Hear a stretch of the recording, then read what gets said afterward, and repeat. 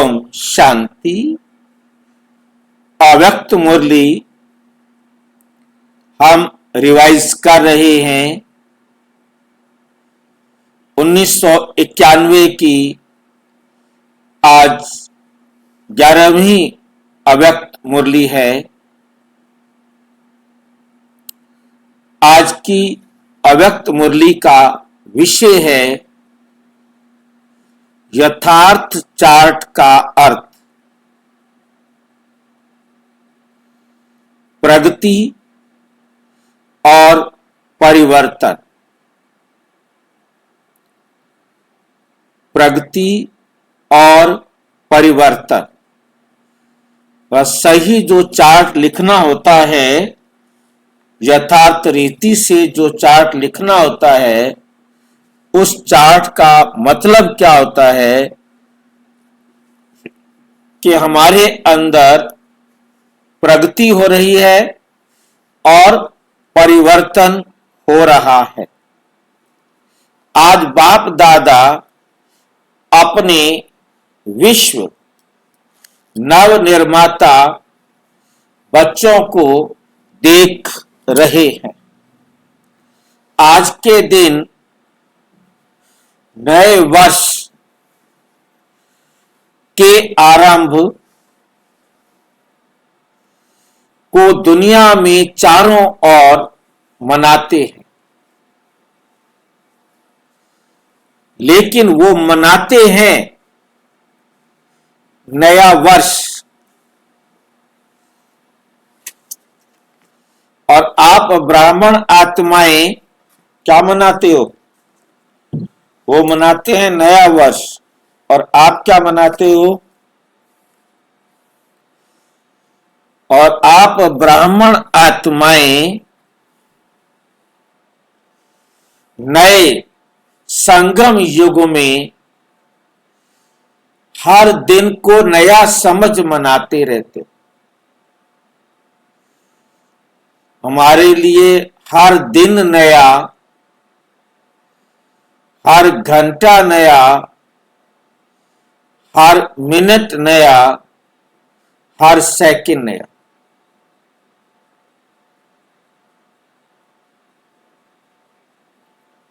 वो एक दिन मनाते हैं और आप क्या करते हो? हर रोज मनाते हैं भाई जी नया वर्ष। हर दिन को नया अनुभव करते हो। वो हद के वर्ष का चक्र है। और आपका क्या है? ये बेहद का भाई जी। क्या है बेहद का?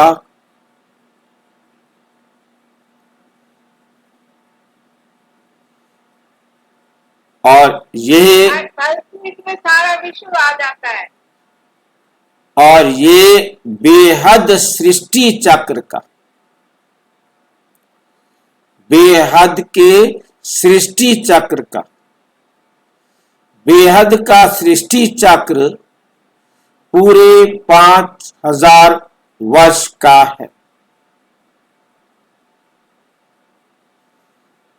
पूरे 5000 वर्ष का है। इस चक्र से, इस नाटक से बड़ा नाटक और कोई नहीं।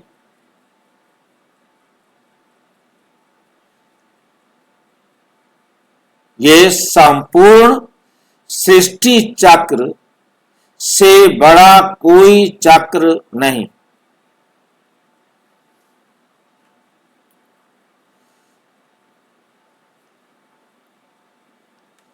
ये बेहद सृष्टि चक्र का नया संगम युग है। संगम युग सारे युगों में सर्व प्रकार की नवीनता लाने का युग है। आप सभी अनुभव करते हो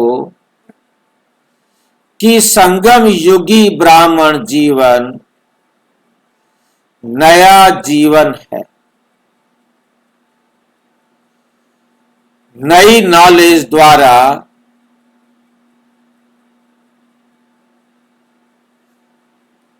नई वृत्ति, नई दृष्टि और नई सृष्टि में आ गए।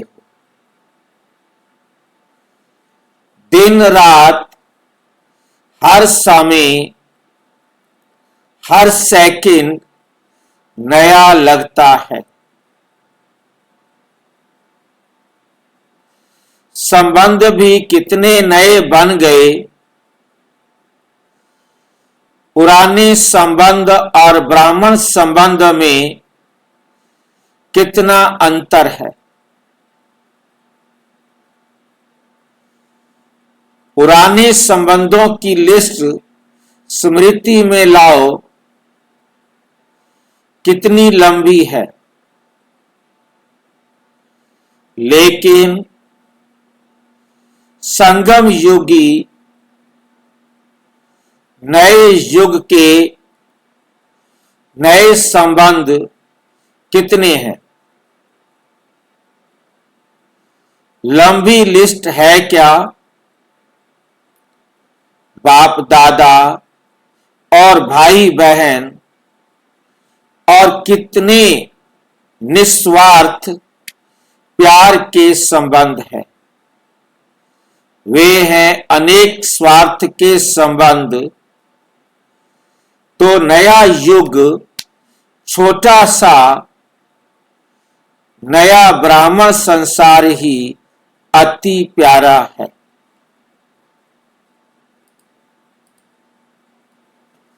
दुनिया वाले एक दिन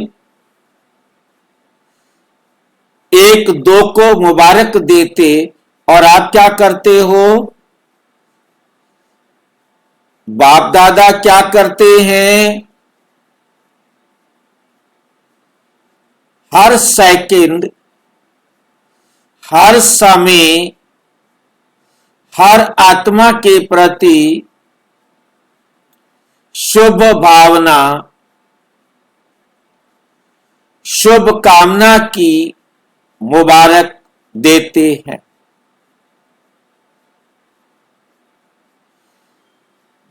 जब भी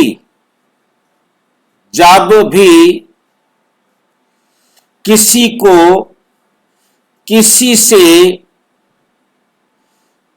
को किसी भी उत्सव के दिन की मुबारक देते हैं तो क्या कहते हैं? खुश रहो, सुखी रहो, शक्तिशाली रहो, तंदुरुस्त रहो। तो आप हर समय क्या सेवा करते हो? आत्माओं को नई जीवन देते हो। आप सबको भी बाप दादा ने नई जीवन दी है ना? और इस नई जीवन में ये सभी मुबारकें सदा के लिए मिल ही जाती है। आप जैसे खुश नसीब, खुशी के खजानों से संपन्न, सदा सुखी और कोई हो सकता है? इस नवीनता की विशेषता आपके देवताई जीवन में, आपके देवताई जीवन में भी नहीं है। तो हर समय स्वतः ही बाप दादा द्वारा मुबारक, बधाइयां व ग्रीटिंग्स मिलती है। बधाइयां व ग्रीटिंग्स मिलती ही है। दुनिया वाले नाचेंगे, गाएंगे और कुछ खाएंगे, और आप क्या करते हो? हर सेकंड नाचते और गाते रहते हो, और हर रोज ब्रह्मा भोजन खाते रहते हो। लोग तो खास पार्टीज अरेंज करते हैं, और आपकी सदा ही संगठन की पार्टीज होती रहती। पार्टीज में मिलन होता है ना। आप ब्राह्मणों की अमृत वेले से पार्टी शुरू हो जाती है। पहले बाप दादा से मनाते हो, एक में अनेक संबंध और स्वरूपों से मनाते हो। फिर आपस में ब्राह्मण जब क्लास करते हो तो संगठन में मिलन मनाते हो ना, और मुरली सुनते सुनते नाचते हो। मुरली सुनते सुनते नाचते हो, गाते हो, और हर समय उत्साह भरे जीवन में उड़ते रहते हो। उत्साह भरे जीवन में उड़ते रहते हो।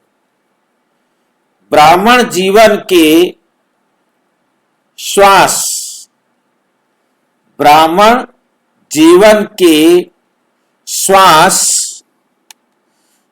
ही है उत्साह। ब्राह्मण जीवन का जो श्वास है, वो श्वास का मतलब है उत्साह। अर्थात हमारे जीवन में उत्साह है तो हमारा जीवन है।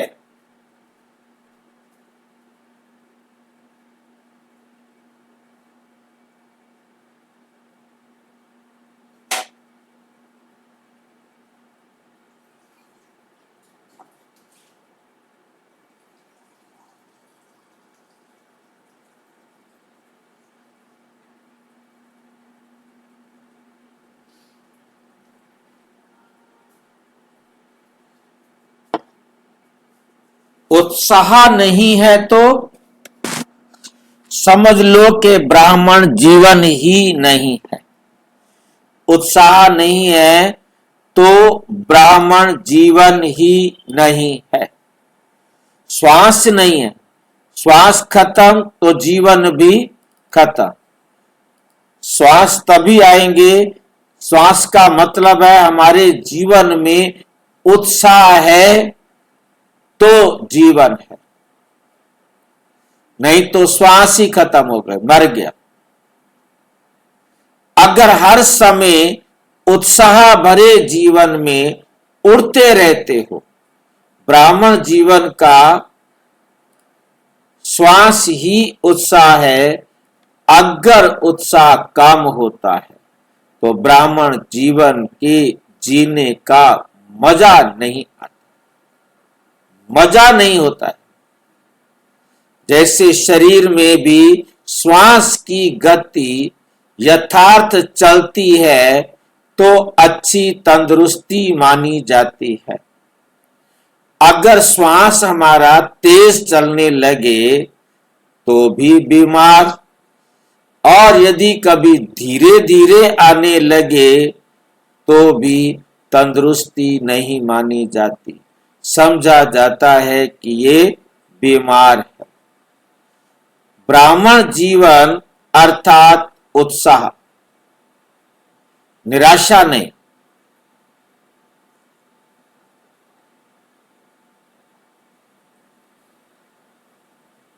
जब सर्व आशाएं पूर्ण करने वाले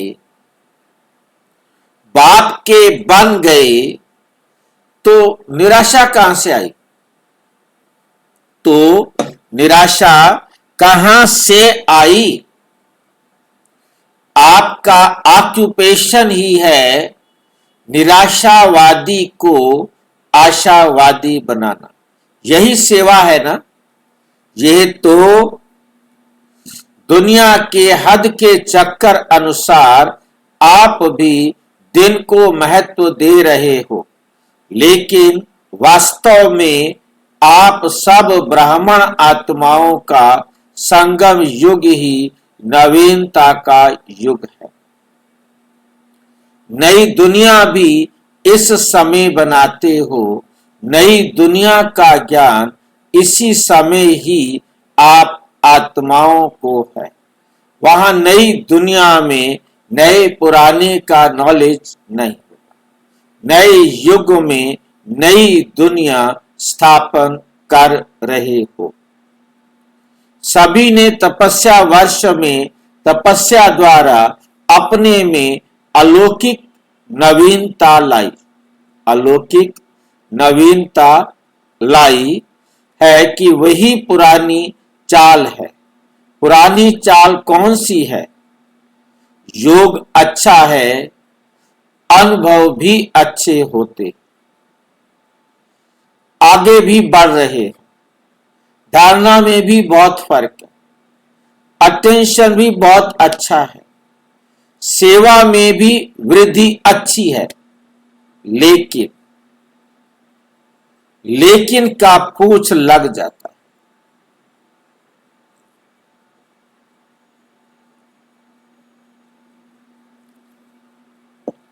कभी कभी ऐसा हो जाता है, ये कभी कभी क्या पूछ कब तक समाप्त करेंगे? कभी कभी का पूछ कब तक समाप्त करेंगे? तपस्या वर्ष में यही नवीनता लाओ। पुरुषार्थ व सेवा की सफलता की, पुरुषार्थ व सेवा की सफलता की, संतुष्टता की परसेंटेज कभी बहुत ऊंची कभी नीची, उसमें सदा श्रेष्ठ परसेंटेज की नवीनता लाओ। जैसे आजकल के डॉक्टर्स ज्यादा क्या चेक करते हैं? सबसे ज्यादा आजकल ब्लड प्रेशर, कोई भी जाओ पहले उसकी बाजू पर पट्टा बांध देते हैं और ब्लड प्रेशर चेक करते। कभी बहुत ऊंचा हो, कभी नीचा चला जाए तो क्या होगा? तो बाप दादा पुरुषार्थ का प्रेशर देखते हैं। वो तो देखते हैं ब्लड प्रेशर, और बाबा देखते हैं हम बच्चों के पुरुषार्थ का प्रेशर,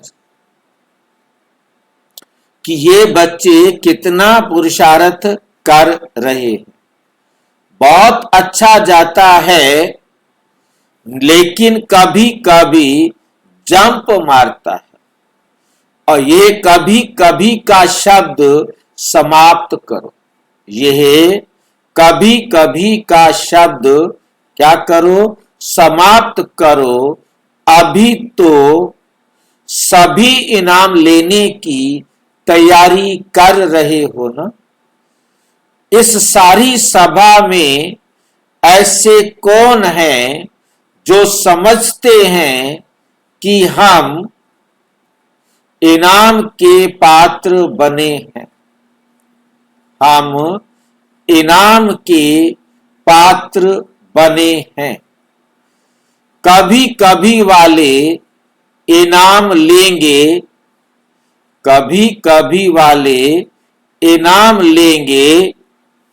इनाम लेने के पहले ये विशेषता देखो कि इन 6 मास के अंदर 3 प्रकार की संतुष्टता, 3 प्रकार की संतुष्टता प्राप्त की है।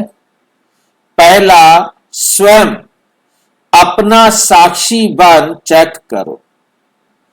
स्वयं के चार्ट से स्वयं सच्चे मन, सच्चे दिल से संतुष्ट हैं, सच्चे दिल से संतुष्ट हैं।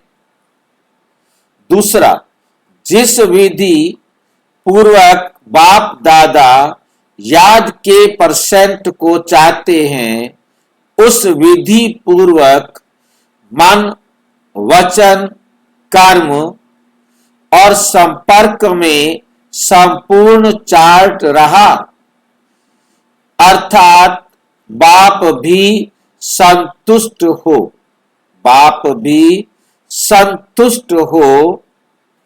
तीसरा, ब्राह्मण परिवार हमारे श्रेष्ठ योगी जीवन से संतुष्ट रहा।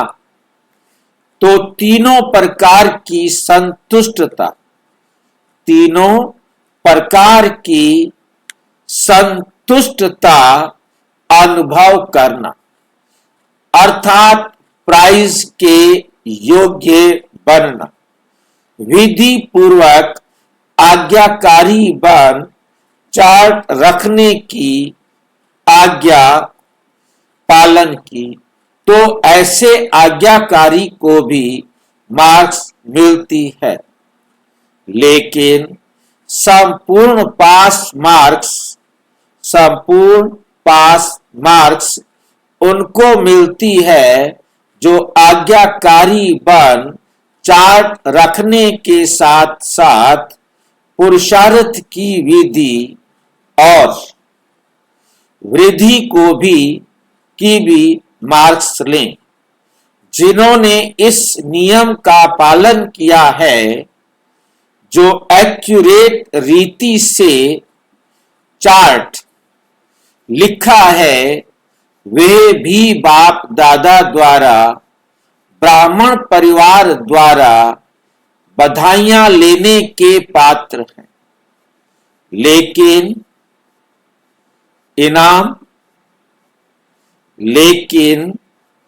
इनाम लेने योग्य सर्व के संतुष्टता की बधाइयां लेने वाला पात्र है। यथार्थ तपस्या की निशानी है कर्म, संबंध और संस्कार।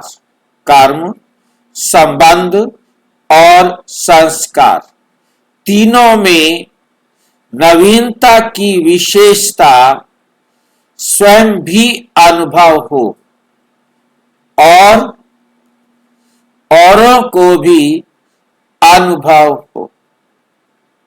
यथार्थ चार्ट का अर्थ है हर सब्जेक्ट में प्रगति अनुभव हो, परिवर्तन अनुभव हो, परिस्थितियां व्यक्ति द्वारा या प्रकृति द्वारा या माया द्वारा आना, ये ब्राह्मण जीवन में आना ही है।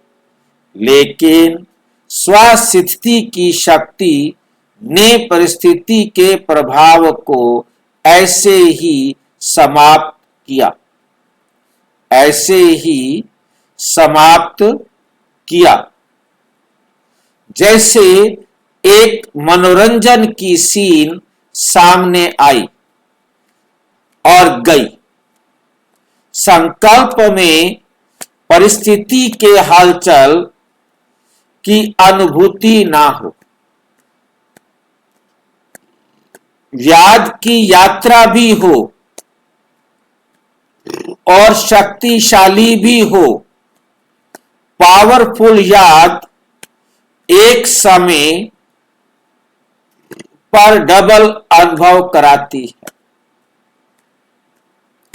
एक तरफ याद अग्नि बन भस्म करने का काम करती है, परिवर्तन करने का काम करती है, दूसरे तरफ खुशी और हल्केपन का अनुभव कराती है। ऐसे विधि पूर्वक शक्तिशाली याद को ही यथार्थ याद कहा जाता है। फिर भी बाप दादा बच्चों के उमंग, उत्साह और लगन को देख खुश होते हैं। मेजॉरिटी को लक्ष्य अच्छा स्मृति में रहा है। स्मृति में अच्छे नंबर लिए, स्मृति के साथ समर्थी उसमें नंबरवार है।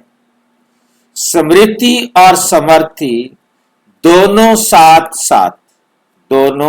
साथ साथ रहना, इसको कहेंगे नंबर 1 प्राइज के योग्य। स्मृति सदा हो और समर्थी कभी कभी, और समर्थी कभी कभी व परसेंटेज में रहना, इसको नंबरवार की लिस्ट में कहेंगे। समझा? एक्यूरेट चार्ट रखने वालों के भी नामों की माला बनेगी। अभी भी बहुत नहीं तो थोड़ा समय तो रहा है। इस थोड़े समय में भी विधि पूर्वक पुरुषार्थ की वृद्धि कर अपने मन, बुद्धि, कर्म और संबंध को सदा अचल अडोल बनाया, तो इस थोड़े समय के अचल अडोल स्थिति का पुरुषार्थ आगे चलकर बहुत काम में आएगा और सफलता की खुशी स्वयं भी अनुभव करेंगे और औरों द्वारा भी संतुष्टता की दुआएं प्राप्त करते रहेंगे। इसलिए ऐसे नहीं समझना कि समय बीत गया, लेकिन अभी भी वर्तमान और भविष्य श्रेष्ठ बना सकते हो। अभी भी वर्तमान और भविष्य श्रेष्ठ बना सकते हो। अभी भी विशेष स्मृति मास एक्स्ट्रा वरदान प्राप्त करने का मास है। जैसे तपस्या वर्ष का चांस मिला, ऐसे स्मृति मास का विशेष चांस है। इस मास के 30 दिन भी अगर सहज, स्वतः शक्तिशाली विजयी आत्मा का अनुभव किया, तो यह भी सदा के लिए नेचुरल संस्कार बनाने की गिफ्ट प्राप्त कर सकते हो। कुछ भी आवे, कुछ भी हो जाए, परिस्थिति रूपी बड़े ते बड़ा पहाड़ भी आ जाए, संस्कार टक्कर खाने के बादल भी आ जाएं, संस्कार टक्कर खाने के बादल भी आ जाएं, प्रकृति भी पेपर ले, लेकिन अंगद समान मन बुद्धि रूपी पांव को हिलाना नहीं। क्या क्या हो जाए? रास्ते में परिस्थिति रूपी बड़े ते बड़ा पहाड़, कोई पहाड़ जैसी समस्या आपके जीवन में आ जाए, किसी आत्मा के संस्कार टक्कर खाने के बादल भी आ जाए। कोई परिवार का मेंबर ऐसा होता है जिसके साथ आपके संस्कार नहीं मिलते, उसके साथ झगड़ा ही झगड़ा, झगड़ा ही झगड़ा। तीसरा, प्रकृति। प्रकृति में हमारा शरीर, कोई शारीरिक कष्ट, ये पेपर लेने आ जाता, उसमें दूसरी आत्मा है और दूसरी उसमें ऐसी कोई समस्या है जो पहाड़ जैसी समस्या है, जो बहुत बड़ी समस्या है।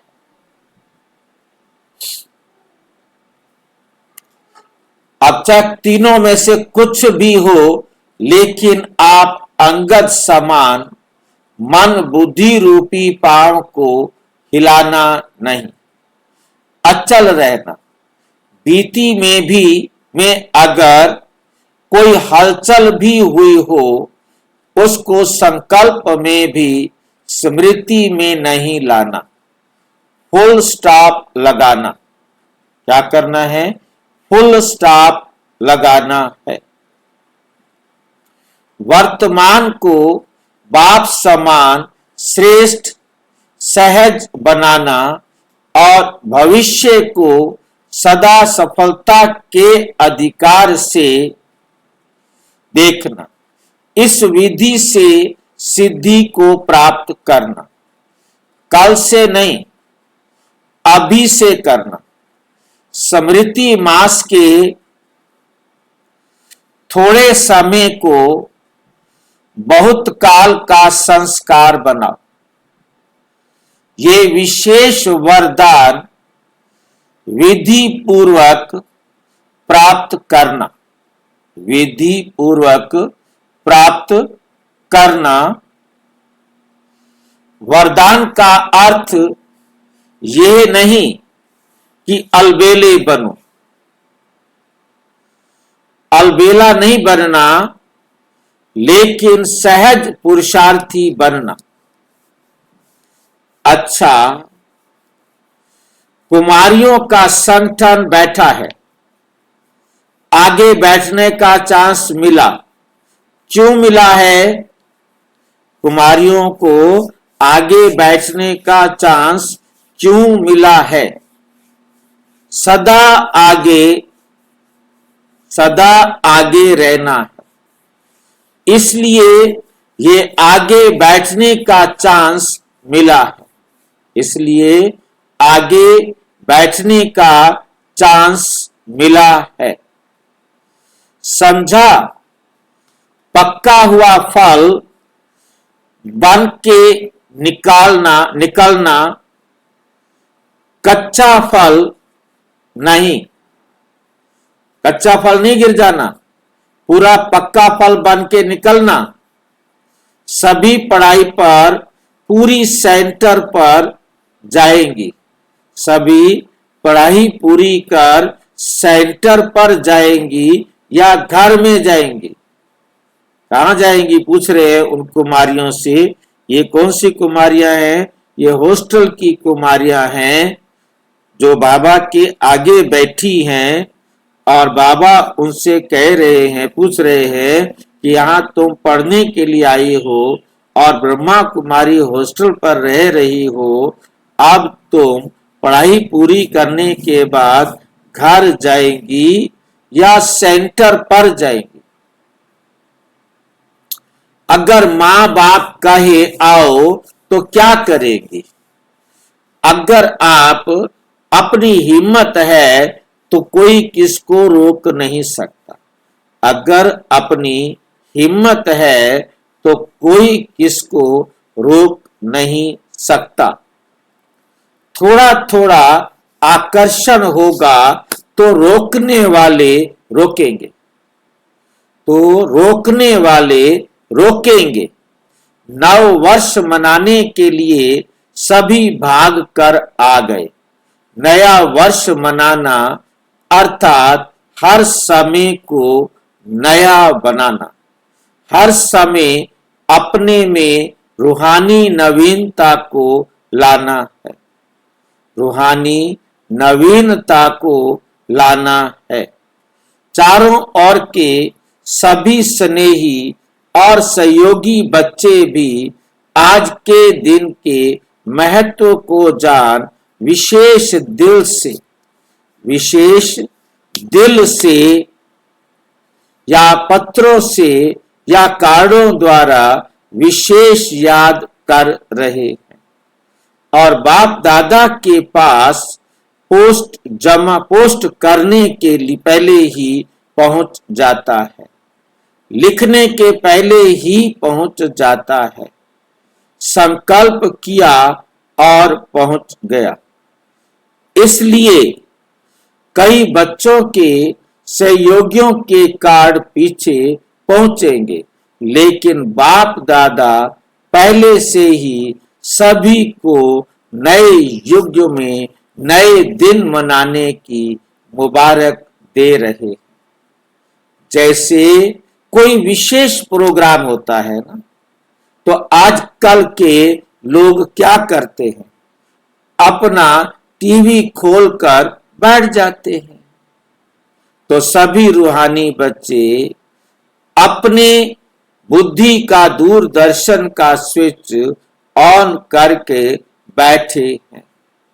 बाप दादा चारों ओर के मुबारक पात्र बच्चों को हर सेकंड की मुबारक की दुआएं रेस्पॉन्ड में दे रहे हैं। हर समय की याद और प्यार, यही दुआएं बच्चों के दिल की उमंग उत्साह को बढ़ाते रहते हैं।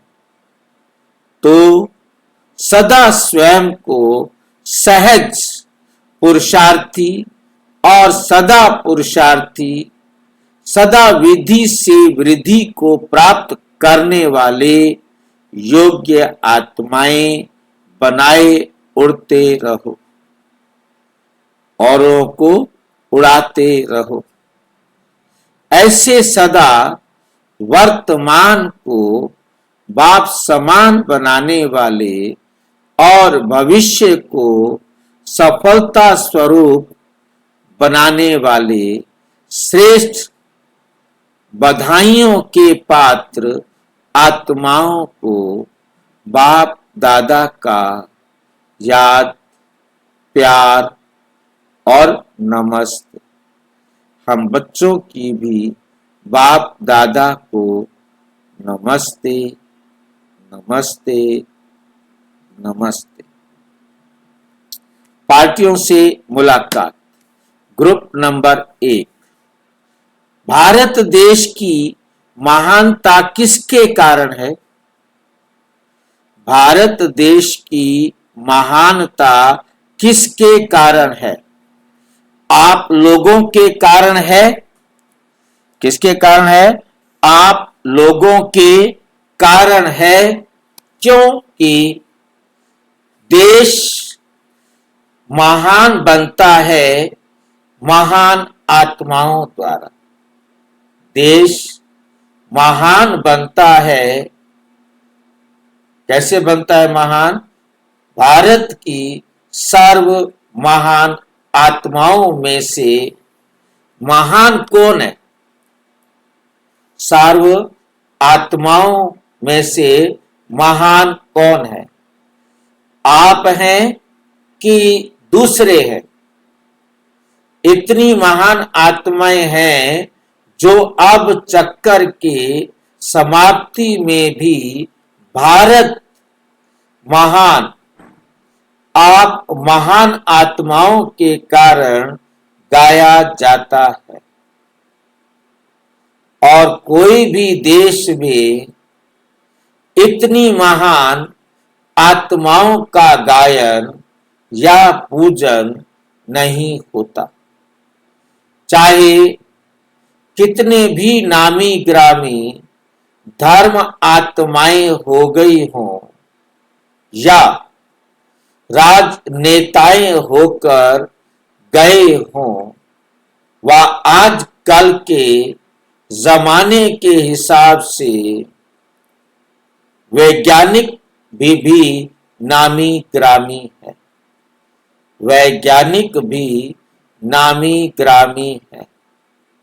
लेकिन किसी भी देश में उस देश की इतनी महान आत्माओं के मंदिर हो, यादगार हो, पूजन हो,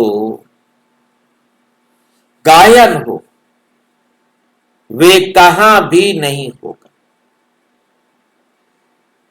चाहे विज्ञान में विदेश बहुत आगे है, लेकिन गायन और पूजन में नहीं है। वैज्ञानिकों का या राजनीतिज्ञों का गायन भी होता है, गायन भी होता है, लेकिन उस गायन और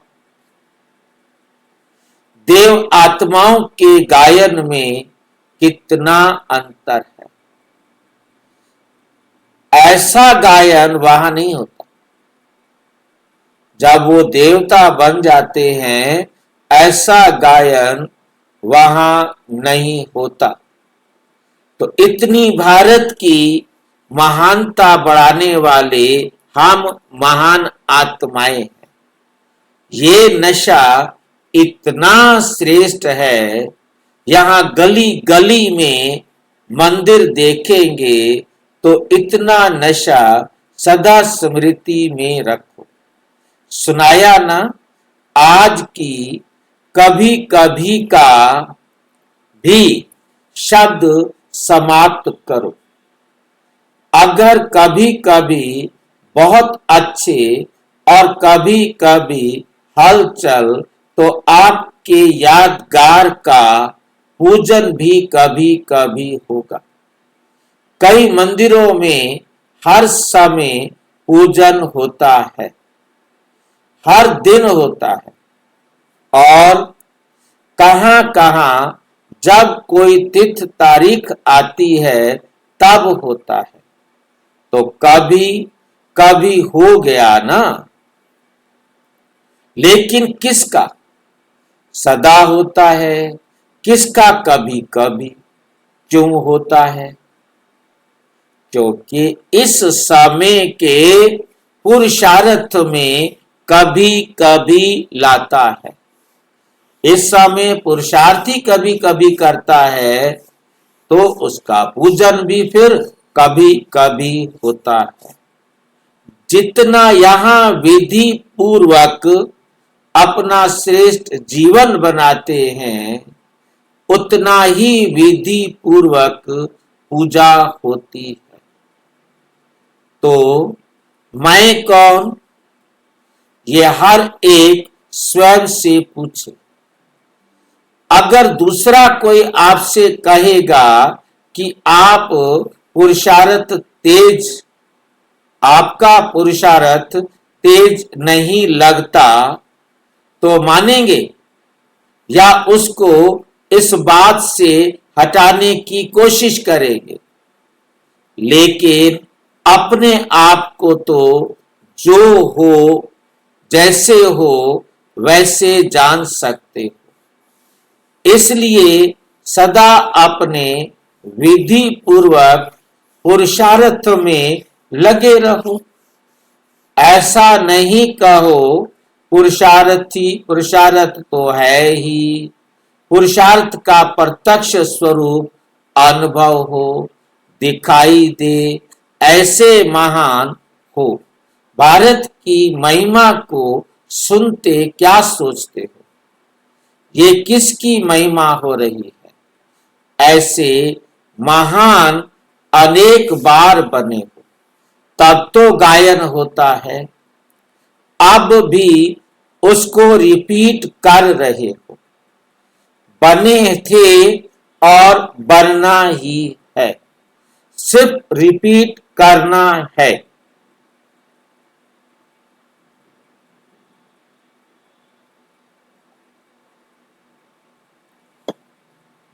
तो सहज है ना?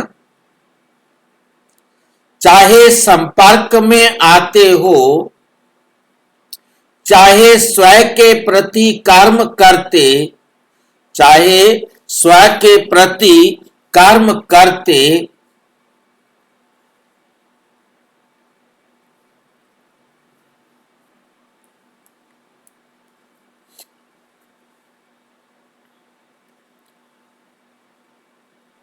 दोनों में सहज हो, भारी पर ना हो। जो मुश्किल काम होता है वो भारी होता है। भारी हो, दोनों में सहज हो, भारी पर ना हो।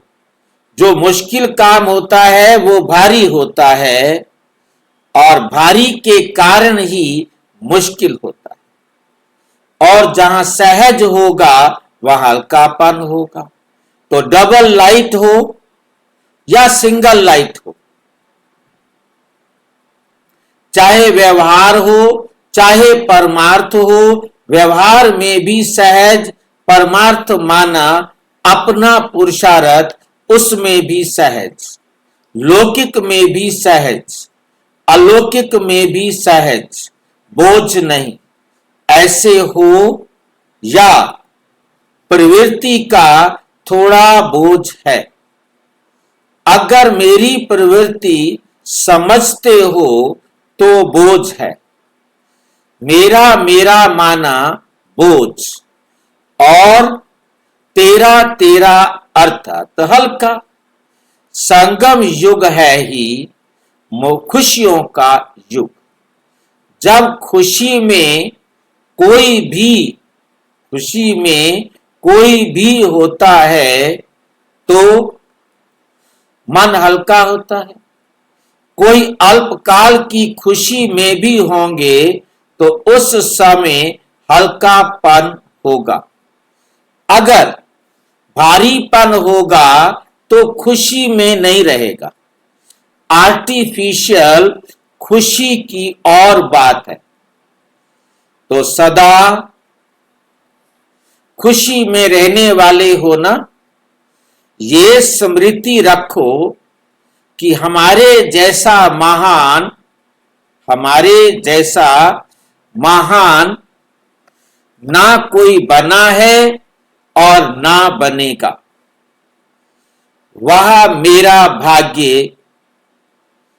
वह मेरा श्रेष्ठ भाग्य। ग्रुप नंबर 2, अपने को सदा सर्व खजानों से संपन्न आत्माएं अनुभव करते हो। कितने खजाने मिले हैं? खजानों को अच्छी तरह से संभालना आता है या कभी कभी अंदर से निकल जाता है? क्योंकि आप आत्माएं भी बाप द्वारा नॉलेजफुल बनने के कारण बहुत होशियार हो गए, बहुत होशियार हो। लेकिन माया भी कम नहीं, ये याद रखो। लेकिन माया भी कम नहीं, वो भी शक्तिशाली बन सामना करती है। वो भी शक्तिशाली बन सामना करती है। तो सर्व खजाने सदा भरपूर रहे और जिस समय जिस खजाने की आवश्यकता हो उस समय वो खजाना कार्य में लगा सको। खजाना है लेकिन टाइम पर अगर कार्य में नहीं लगा सके तो होते हुए भी क्या करेंगे? जो समय पर हर खजाने को काम में लगाता है उसका खजाना सदा और बढ़ता रहता है, बढ़ता जाता है। तो चेक करो कि खजाना बढ़ता जाता है कि सिर्फ यही सोच करके खुश हो कि बहुत खजाने हैं। फिर ऐसे कभी नहीं कहो कि चाहते तो नहीं थे लेकिन हो गया। ज्ञानी की विशेषता है पहले सोचे फिर कर्म करे। ज्ञानी योगी तो आत्मा को समय प्रमाण टच होता है, वह फिर कैच करके प्रैक्टिकल में लाता है। एक सेकंड भी पीछे सोचो तो ज्ञानी तू आत्मा नहीं कहेंगे, ज्ञानी तू आत्मा नहीं कहेंगे। ग्रुप नंबर 3, सदा बाप की ब्लेसिंग स्वतः ही प्राप्त होती रहे। उसकी विधि क्या है? ब्लेसिंग प्राप्त करने के लिए हर समय हर कर्म में बैलेंस रखो।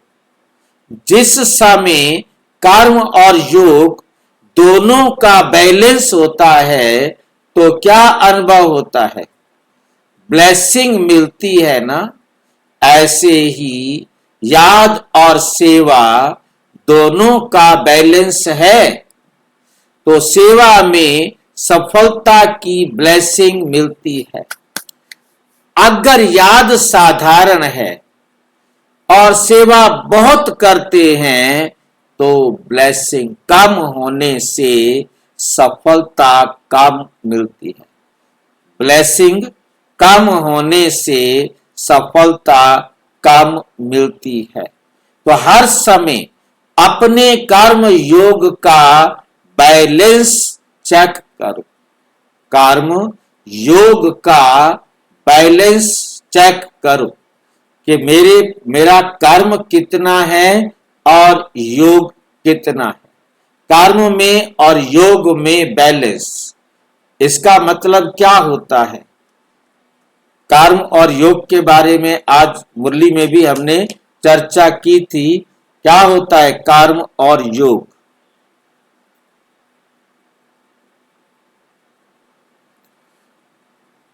कोई बताएगा? भाजी कल की मुरली में आया था ना, जब भी आया था।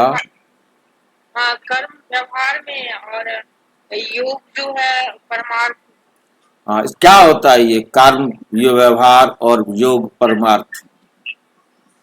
योग हमें केवल नहीं करने का है, लेकिन हमें कर्म में, हम योग में ऐसा दिखाना है, वो फेस ऊपर दिखाई जाता है कर्म में।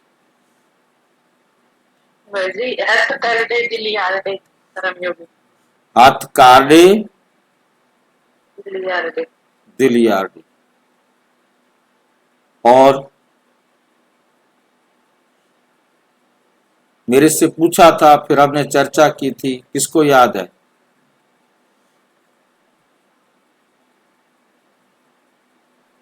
भाई जी, हाँ जी। हमको योगी नहीं बनना है, हमको कर्म योग। कर्म माना, भाजी, हाँ जी, बाबा का श्रीमत अनुसार कर्म करना, क्या करना? ये कर्म।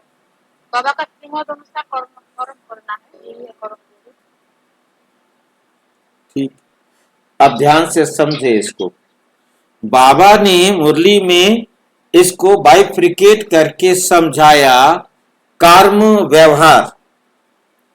तो पहले हम ये समझे कि ये कर्म और व्यवहार का क्या रिश्ता है। हम आत्मा इस कर्म क्षेत्र में आए हैं तो हम हर समय कर्म कर रहे हैं।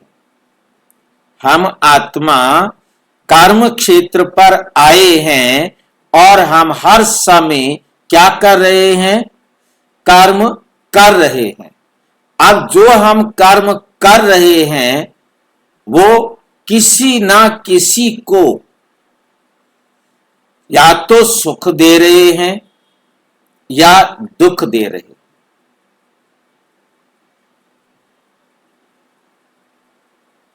दो में से एक होगा। तीसरा व्यर्थ होता है तो वो अपना होता है। मान लो हम ऐसा कोई कर्म कर रहे हैं जिससे मुझे कोई भी फायदा नहीं हो रहा और कोई नुकसान भी नहीं हो रहा, तो वो कैसे कर्म है? व्यर्थ कर्म। व्यर्थ कर्म भी हमें याद रखना है, वो नेगेटिव में ही जाते हैं। उसमें हमें लाभ नहीं हुआ, नुकसान स्थूल रूप में नहीं हुआ, परंतु हमारी सूक्ष्म रूप में ऊर्जा तो नष्ट हो गई, समय तो वेस्ट हो गया ना। क्योंकि जिसमें कुछ प्राप्ति नहीं हुई, व्यर्थ हुआ, तो वो समय भी हमारा, हम अच्छा कर सकते थे, अच्छा नहीं किया तो व्यर्थ भी खराब वाले में काउंट हो जाता है। तो कर्म का मतलब है व्यवहार। अब हमारा व्यवहार कैसा है? ये व्यवहार देह अभिमान वाला है या आत्म अभिमान वाला है? क्योंकि दोनों ही व्यवहार माने जाएंगे ना। व्यवहार तो आत्मा ने किया, परंतु आत्म स्मृति में किया कि आत्म विस्मृति में किया,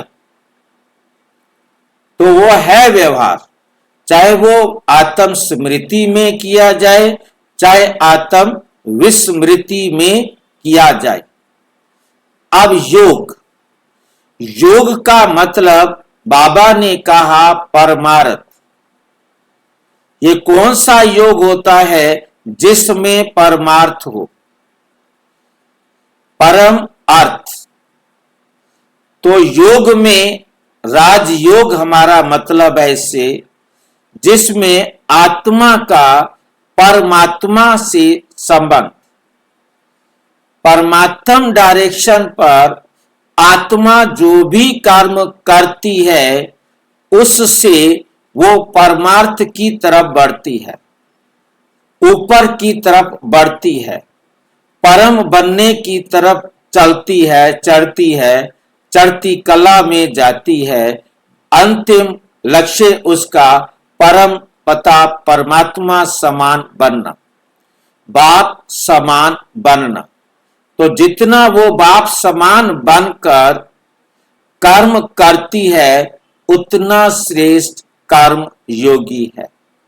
कर्म और योग में बैलेंस।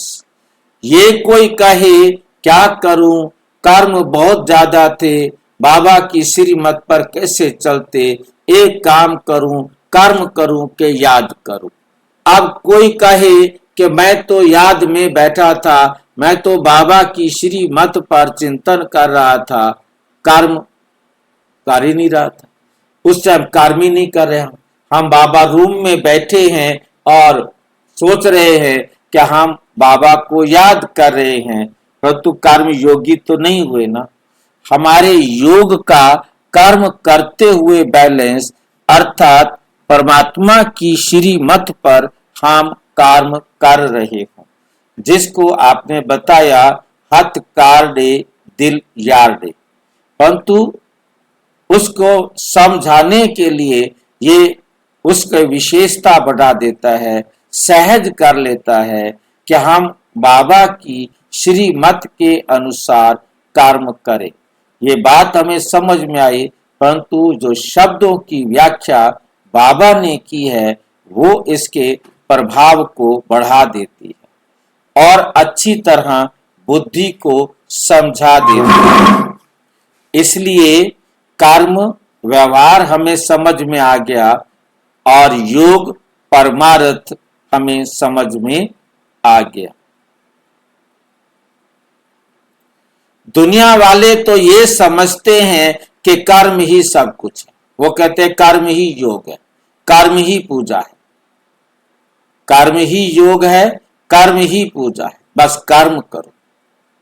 लेकिन बाप दादा कहते हैं कि कर्म अलग नहीं, कर्म और योग दोनों साथ साथ।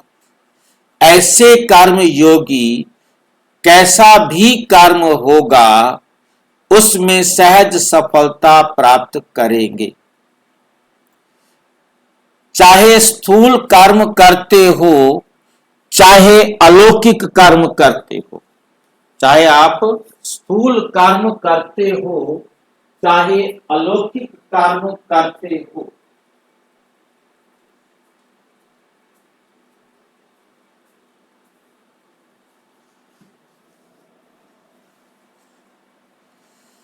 क्योंकि योग का अर्थ ही है मन बुद्धि की एकाग्रता। तो जहां एकाग्रता होती है वहां कार्य की सफलता बंधी हुई है। अगर मन और बुद्धि एकाग्र नहीं है अर्थात कर्म में योग नहीं है, तो कर्म करने में मेहनत भी ज्यादा, समय भी ज्यादा और सफलता बहुत कम। कर्म योगी आत्मा को सर्व प्रकार की मदद स्वतः ही बाप द्वारा मिलती है। ऐसे कभी नहीं सोचो कि इस काम में बहुत बिजी थे इसलिए योग भूल गया। ऐसे टाइम पर ही योग आवश्यक है। अगर कोई बीमार कहे कि बीमारी बहुत बड़ी है इसलिए दवाई नहीं ले सकता, तो क्या कहेंगे? बीमारी के समय दवाई चाहिए ना। तो जब कर्म में ऐसे बिजी हो, मुश्किल काम हो, उस समय योग मुश्किल कर्म को सहज करेगा। उस समय बाबा की याद आपके मुश्किल काम को क्या करेगी? सहज करेगी। तो ऐसे नहीं सोचना कि ये काम पूरा हो गया, ये काम पूरा हो गया फिर योग लगाएंगे, नहीं। ये काम पूरा करेंगे फिर योग लगाएंगे, नहीं। कर्म के साथ साथ योग, हथ कार्डे और दिल यार्डे को सदा साथ रखो। दिन प्रतिदिन समस्याएं, सरकमस्टांस और टाइट होने हैं। ऐसे समय पर कर्म और योग का बैलेंस नहीं होगा तो बुद्धि जजमेंट ठीक नहीं कर सकती। तो बुद्धि क्या है? जजमेंट ठीक नहीं कर सकती। इसलिए योग और कर्म के बैलेंस द्वारा अपनी निर्णय शक्ति को बढ़ाओ। समझा? फिर ऐसे नहीं कहना कि ये तो मालूम ही नहीं था, ऐसे भी होता है, ये पहले पता होता तो मैं योग ज्यादा कर लेता। लेकिन अभी से ये अभ्यास करो। जिस आत्मा को बाप दादा की बैलेंस के कारण ब्लेसिंग प्राप्त होती हैं, उसकी निशानी क्या होगी? जो सदा ही बाप की ब्लेसिंग का अनुभव करते रहते हैं। उसके संकल्प में भी कभी ये क्या हुआ, ये क्यों हुआ, ये आश्चर्य की निशानी नहीं होगी। क्या होगा ये क्वेश्चन भी नहीं उठेगा। सदैव इस निश्चय में पक्का होगा कि जो हो रहा है उसमें कल्याण छिपा हुआ है। क्योंकि कल्याणकारी युग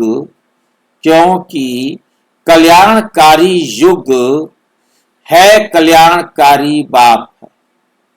कल्याणकारी युग है और कल्याणकारी बाप है, और आप सबका काम भी विश्व कल्याण का है। आप सबका काम भी क्या है? विश्व कल्याण का है। कल्याण ही समाया हुआ है। बाहर से कितना भी कोई कर्म हलचल का दिखाई दे, लेकिन उस हलचल में भी कोई गुप्त कल्याण समाया हुआ होता है।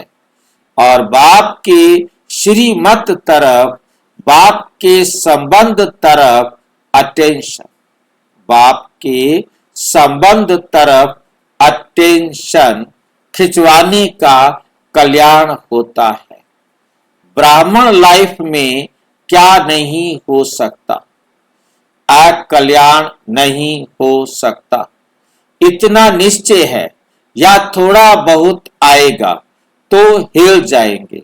समस्याएं आए तो मिक्की माउस का खेल तो नहीं करेंगे। मिक्की माउस का खेल देखो भले, लेकिन करना नहीं। मिक्की माउस का खेल देखो भले, लेकिन करना नहीं, क्योंकि उसमें चालाकियां, धोखा, बेईमानी, कुछ ना कुछ ऐसा होशियारी दिखाते हैं। परंतु आपने सबके साथ बेस्ट व्यवहार करना है। अपने व्यवहार में कोई चालाकी, कोई धोखा, कोई ठगी इस प्रकार की नहीं करनी।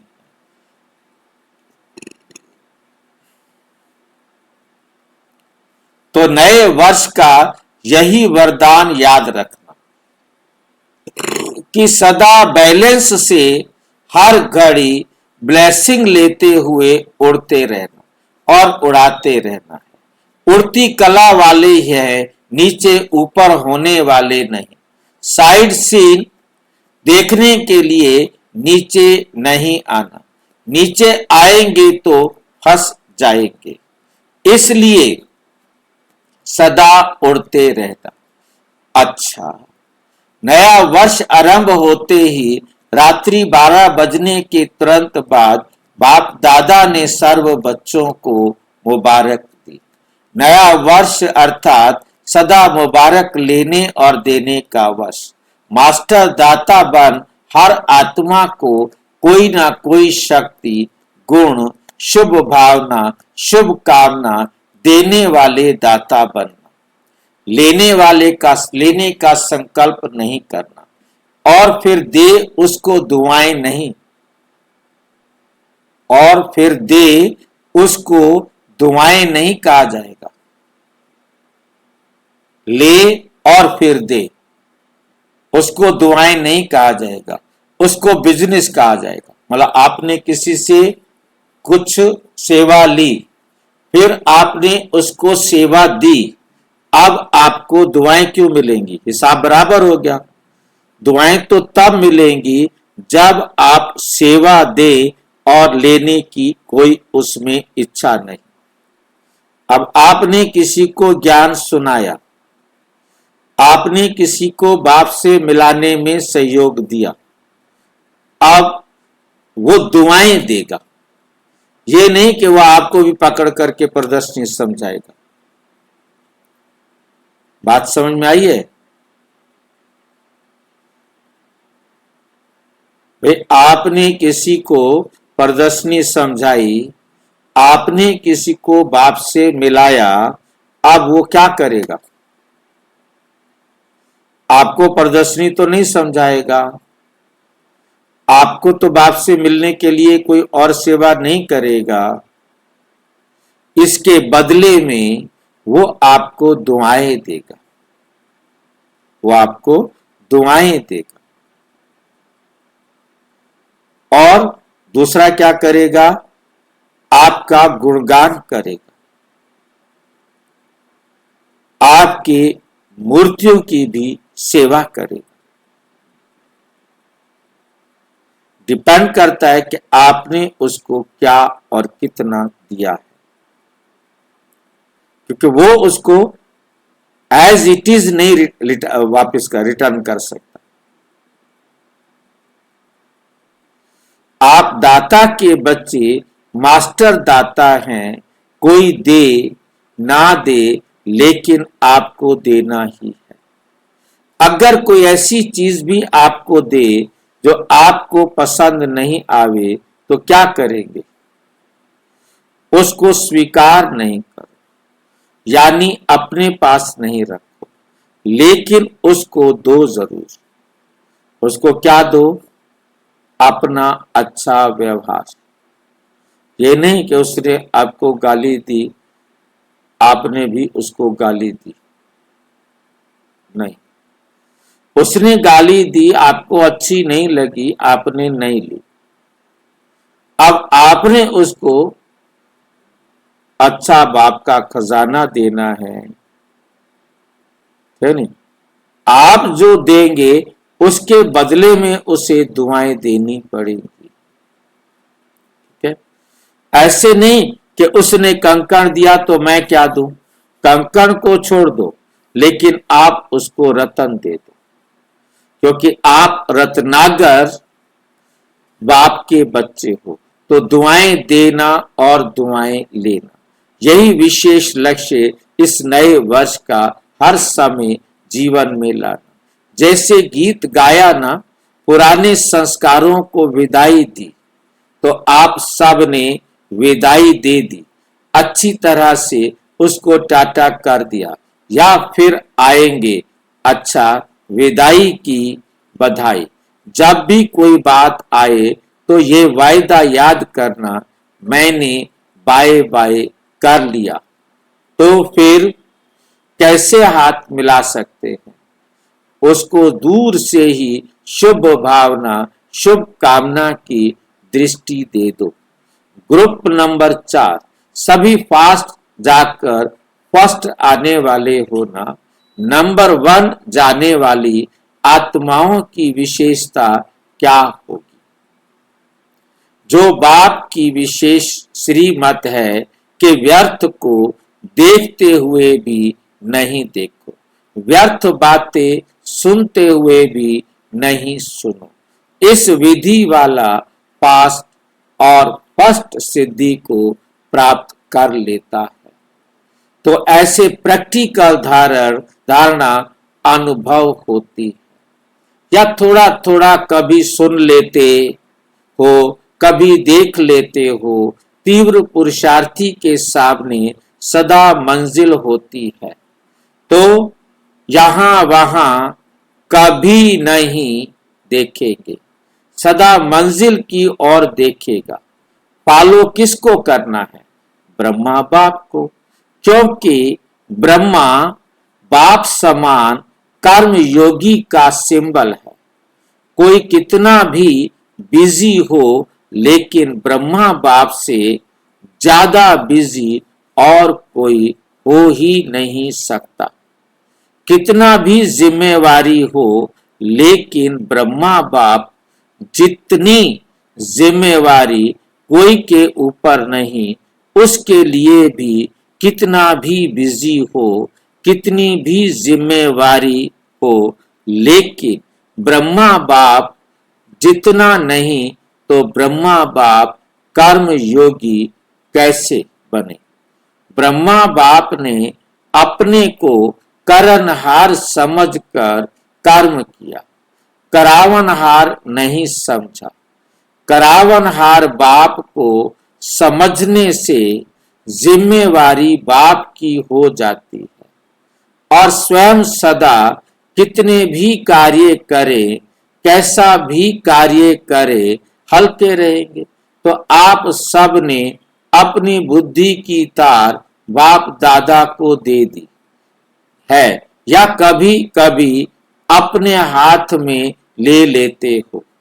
चलाने वाला चला रहा है, कराने वाला करा रहा है, और आप निमित्त कर्म क्या करते हो? डांस कर रहे हो। कितना भी बड़ा कार्य हो, लेकिन ऐसे समझो जैसे नाचने वाला नचा रहा है और हम नाच रहे हैं, तो थकेंगे नहीं, कंफ्यूज नहीं होंगे, एवर हैप्पी रहेंगे। इसलिए बाप दादा सदा कहते हैं कि सदा नाचो और गाओ, क्योंकि ब्राह्मण जीवन में कोई बोझ नहीं। ब्राह्मण जीवन अति श्रेष्ठ है। लेकिन लौकिक जॉब भी करते हो तो डायरेक्शन प्रमाण करते हो, बोझ नहीं है, क्योंकि आप डायरेक्शन के साथ साथ एक्स्ट्रा मदद भी देते हैं। अच्छा, ओम शांति। और विस्तार से जानने के लिए प्रजापिता ब्रह्मा कुमारी ईश्वरीय विश्वविद्यालय के किसी भी सेवा केंद्र पर संपर्क करें, और यदि कोई प्रश्न है तो 9213106986 पर केवल टेलीग्राम करें। 9650692270 पर केवल व्हाट्सएप करें, फोन नहीं। ओम शांति।